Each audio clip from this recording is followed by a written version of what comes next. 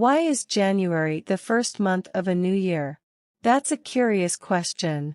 Now would be a good time to discuss about it. Okay, are you ready? When we look at history, when we go back and look at notes that people kept long ago, we discover that we haven't always had names for months. The people who came up with our idea of months were the ancient Romans, and they gave the months their different names. For the first month, they chose the name of January for a special reason. They named it after Janus, who was one of the gods in their stories or myths. Now, you might know other characters from these Roman myths, like the god Zeus, whom the Romans called Jupiter, or maybe you've heard of the god Poseidon, whom the Romans called Neptune. Each of these gods had something special about them. Zeus, for example, was very powerful. He was the god of thunder and lightning, and the Romans imagined him holding a lightning bolt.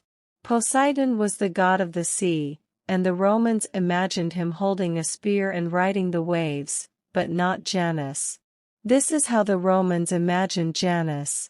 Now, why do you think the Romans would choose to name the first month of the year after Janus? Do you have any ideas? Well, remember how with the new year I said I like to think back about the past year and forward to the new year? I'm not the only one who does that. Lots of people do that. You might even know that reflecting and setting goals for the new year is called making New Year's resolutions. It turns out people have been doing this for a really long time. Even the ancient Romans would think back over the past year and think forward about their goals for the new year. Now you have a clue why the Romans chose to name the first month January after the god Janus. Think about it. Janus has two faces, he looks backwards and forwards at the same time.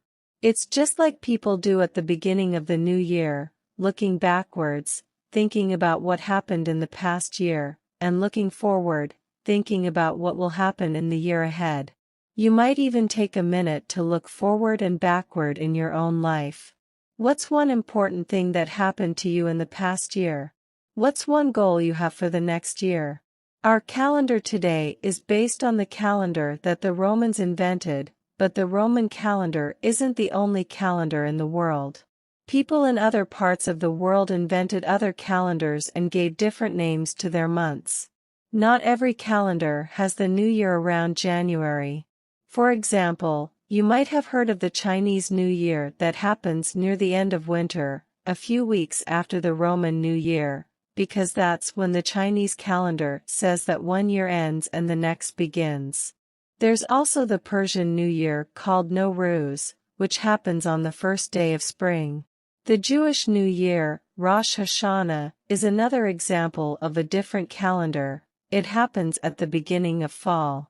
What all of these New Years have in common is that their celebrations are their times for gathering with family and friends and often looking backwards at the past and forwards to the future. So in summary, January is named for Janus, a Roman god with two faces. One face looks backwards at the past, and the other looks forward to the future. It's a great symbol for what we do at the start of a new year, which is to look back on the past year and set goals or resolutions for the year ahead of us.